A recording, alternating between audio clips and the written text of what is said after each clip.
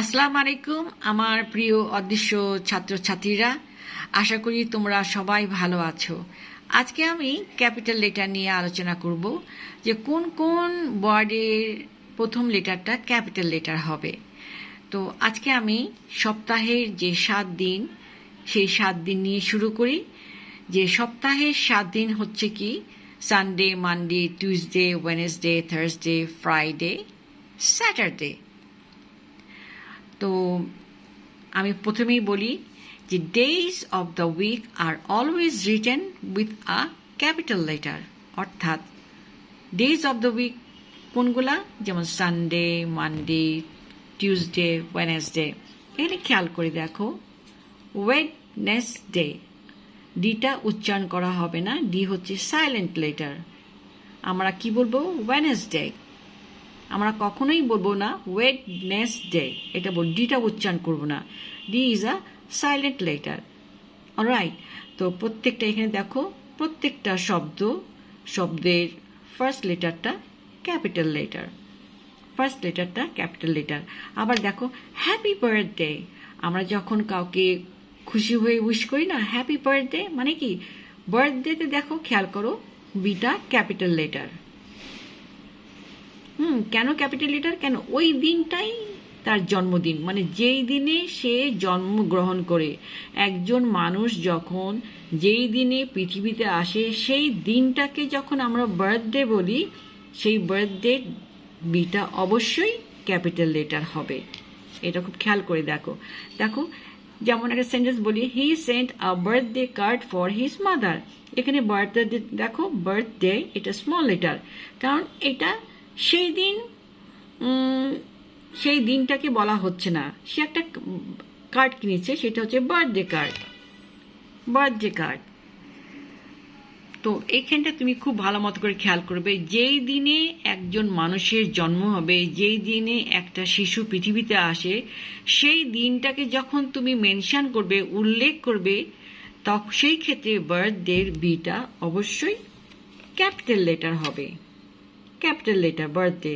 Otherwise বাদ বাকি সবই স্মল লেটার। দেখো birthday cake, birthday party, birthday present. সুতরাং যেমন he sent a birthday card for his mother, সে তার মায়ের জন্য একটা বার্থডে কার্ড অর্থাৎ জন্মদিনের কার্ড পাঠিয়েছিল। সুতরাং এই দুটো জিনিস খুব করে পার্থক্য বুঝবে, যে যেই দিনে কোনো মানব সন্তান ভূমিষ্ঠ হয় সেই দিনটাকে যখন উল্লেখ করবে, সেই ক্ষেত্রে বিটা হবে ক্যাপিটাল লেটার, আদারওয়াইজ সবগুলাই স্মল লেটার। এরপরে দেখো যে আমরা ডের আগে কি ধরনের প্রিপোজিশন ব্যবহার করি। প্রিপোজিশন প্লাস নাউন, অর্থাৎ সপ্তাহের যে কোনো দিনের আগে অন বসবে, অন হচ্ছে প্রিপোজিশন। প্রিপোজিশনের পরে সবসময় নাউন বসে, তাহলে যে কোনো দিনের নামকে আমরা নাউন বলবো। সপ্তাহের যে কোনো দিনের নামকেই আমরা নাউন বলবো এবং নাউনের আগে প্রিপোজিশন বসে। অন হচ্ছে একটা প্রিপোজিশন, যেমন অন মানডে, অন টিউসডে। এরপরে দেখো শর্ট পিরিয়ডস, আমরা শর্ট পিরিয়ডস কাকে বলবো? যেমন উইকেন্ড, ছুটির দিন। সপ্তাহের শেষ অংশটাকে বলবো, ছুটির দিনগুলোকে বলবো উইকেন্ড। যেমন স্যাটারডে অ্যান্ড সানডে, এই দুটো দিনই হচ্ছে বন্ধ।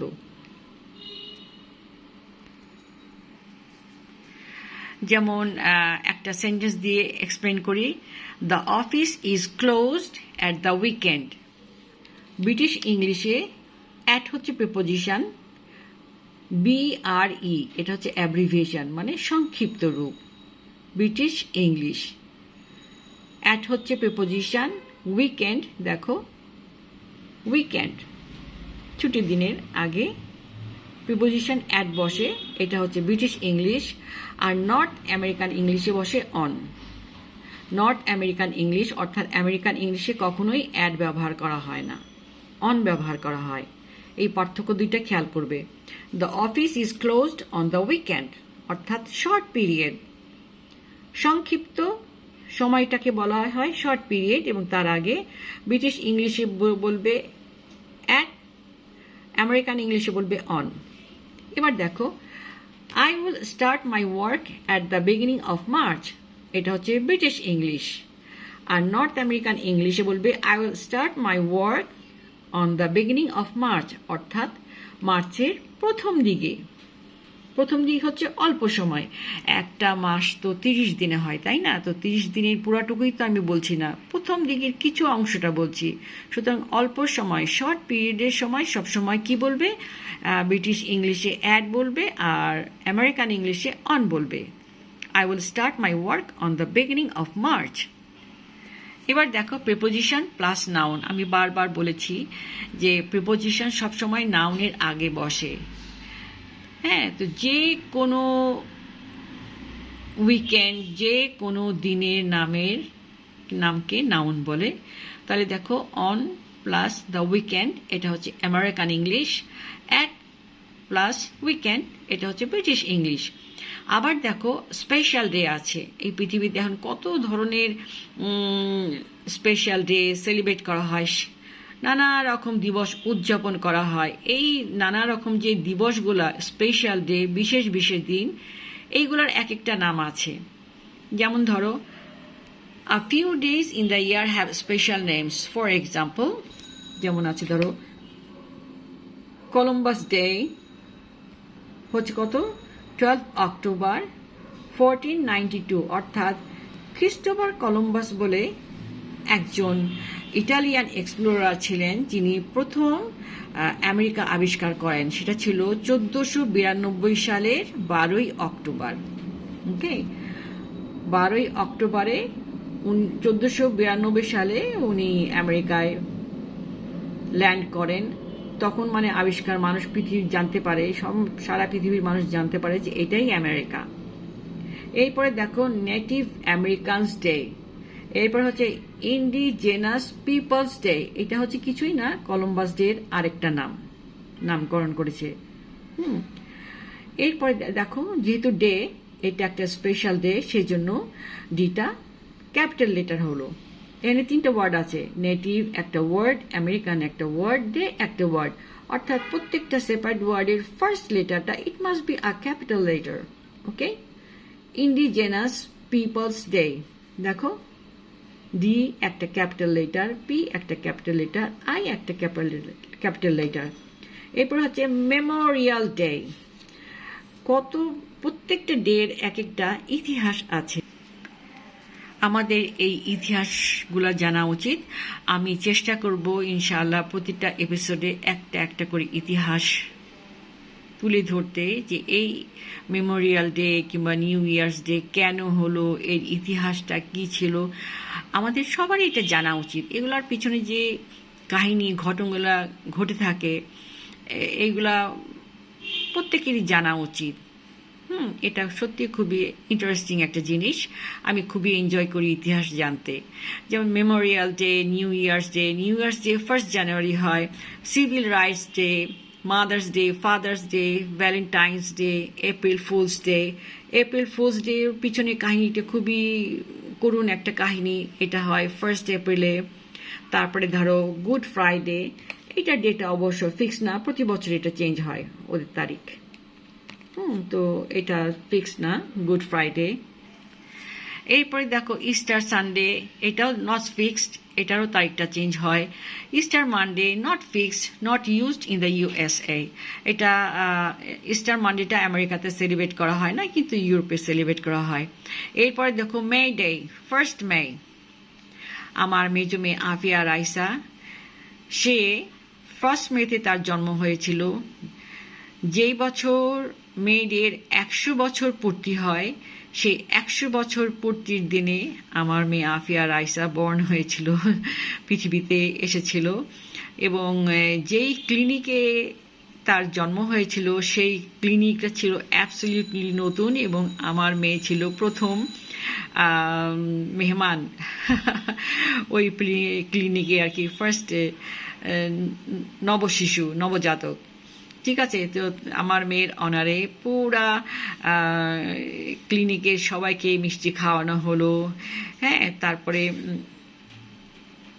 আমার মেয়ের অনারে কোনো চার্জই ডাক্তাররা নেয় নাই, ওই ক্লিনিক একটা পয়সাও নেয় নাই। আমরা খুবই ইনসিস্ট করেছিলাম টাকা দেওয়ার জন্য, কিন্তু ওনারা নেন নাই। ওনারা খুশি মনে বরং আমাদের সবাইকে মিষ্টি খাওয়িয়েছেন এবং বলেছেন যে দিস বেবি আমাদের ক্লিনিকের জন্য সৌভাগ্য নিয়ে এসছে। ওরা অত্যন্ত খুশি এবং সত্যি আমরাও খুব খুশি, সন্তুষ্ট ছিলাম। আল্লাহকে অনেক থ্যাংক ইউ। এরপরে দেখো হ্যালোউইন 31 অক্টোবর হয়, সেলিব্রেট করা হয়। তো এটা তো actually American culture, European culture, হ্যাঁ, কিন্তু এখন এই হ্যালোউইনটার কালচার আমাদের দেশেও আস্তে আস্তে সেলিব্রেট করা হচ্ছে। আস্তে আস্তে এই হ্যালোউইন কালচারটা আমাদের দেশের কালচারে আস্তে আস্তে ঢুকে যাচ্ছে। এরপর দেখো গাই ফক্স নাইট, এটা হচ্ছে 5 নভেম্বর হয়। ক্রিসমাস ইভ, যেহেতু এগুলা স্পেশাল ডে, সেই জন্য দেখো এটার প্রত্যেকটার ফার্স্ট লেটারটা ক্যাপিটাল লেটার। ক্রিসমাস ইভ এটা হয় 24শে ডিসেম্বর, আর ক্রিসমাস ডে সেটা হয় 25শে ডিসেম্বর। তো দেখো যেহেতু ডে, এটা নামের একটা অংশ, সেই জন্য ডেটা ক্যাপিটাল লেটার। আর যেহেতু এইগুলা স্পেশাল ডে, প্রত্যেকটা ওয়ার্ডই ক্যাপিটাল লেটার হবে। সি ক্যাপিটাল লেটার, ই ক্যাপিটাল লেটার। তাহলে মনে রাখবে যে স্পেশাল ডে, যে কোনো স্পেশাল ডে এর প্রত্যেকটা ওয়ার্ডের ফার্স্ট লেটারটা অবশ্যই ক্যাপিটাল লেটার হবে। এরপরে দেখো বক্সিং ডে 26, এটা আমেরিকাতে এটার মাসটা আমি লিখতে ভুলে গেছি। এনিওয়ে আমি নেক্সট ইয়েতে বলে দিব কোন মাসে এটা সেলিব্রেট করা হয়, কিন্তু এটা আমেরিকাতে সেলিব্রেট করা হয় না, এটা ইউরোপে সেলিব্রেট করা হয়। নিউ ইয়ার্স ইভ 31 ডিসেম্বর। এবার দেখো এই যে কলম্বাস ডে, এই কলম্বাস ডেটা আমেরিকার প্রত্যেকটা স্টেটে কিন্তু সেলিব্রেট করা হয় না। যেই স্টেটে এই কলম্বাস ডেটা সেলিব্রেট করা হয়, কলম্বাসকে সম্মান জানাবার জন্য আমি সেই স্টেটের নাম বলছি, যেমন অ্যালাবামা, ইলিনয়েস, ইডাহো, তারপর যে Connecticut, Arizona, West Virginia, Ohio, New York, New Jersey, Montana, Virginia, Utah, Rhode Island, Pennsylvania, Missouri, Massachusetts, Maryland, Indiana. ঠিক আছে, তারপর হচ্ছে ইডাও। এই কয়টা স্টেটে এই কলম্বাস ডে সেলিব্রেট করা হয়।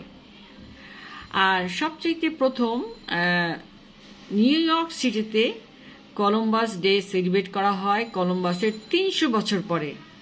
কলম্বাস যখন আমেরিকায় পা দেন, এই তারপরে থেকে 300 বছর পরে নিউ ইয়র্ক সিটিতে এই কলম্বাস ডেটা সেলিব্রেট করা হতো। এরপরে প্রেসিডেন্ট রুজভেল্ট উনি ফার্স্ট ডিক্লেয়ার করলেন যে এখন থেকে Columbus data government national holiday হিসেবে সেলিব্রেট করা হবে। ঠিক আছে, তো এখন এই যে 2022 এই 2022 সালে কলম্বাস ডেটা আমেরিকাতে সেলিব্রেট করা হবে। কিভাবে দেখো, 23 সালের 9 অক্টোবর হবে এই ডেটা সেলিব্রেট করা হবে, কলম্বাস ডেটা সেলিব্রেট করা হবে। 22 সালে হবে 10 তারিখে, 21 সালে হয়েছিল 11 তারিখে, 20 সালে হয়েছিল 12 তারিখে। অর্থাৎ প্রতি বছরই ডেট চেঞ্জ হয়। কলম্বাস ডেটা প্রতি বছরই আমেরিকাতে ডেট চেঞ্জ হয়। তো অনেকের কাছে আমেরিকা বিশাল একটা বিস্ময়, স্বপ্নের দেশ। পৃথিবীতে অনেক সুন্দর সুন্দর দেশ আছে, তার মধ্যে আমেরিকা একটা অবশ্যই। তো আমেরিকাতে যারা যেতে চাও, আমেরিকা যাওয়ার আগে আমেরিকার ইতিহাস সম্বন্ধে তোমাদের জানা উচিত। আমেরিকার জায়গায় জায়গায় অনেক ইতিহাস আছে, এক একটা স্টেটের এক এক রকম ইতিহাস আছে, আমাদের সেগুলা জানা উচিত। আচ্ছা, তো নেক্সট এপিসোডে ইনশাআল্লাহ আমি অনেক নতুন নতুন তথ্য নিয়ে তোমাদের সামনে আসবো। ততক্ষণ তোমরা সবাই ভালো থেকো। আল্লাহ হাফেজ।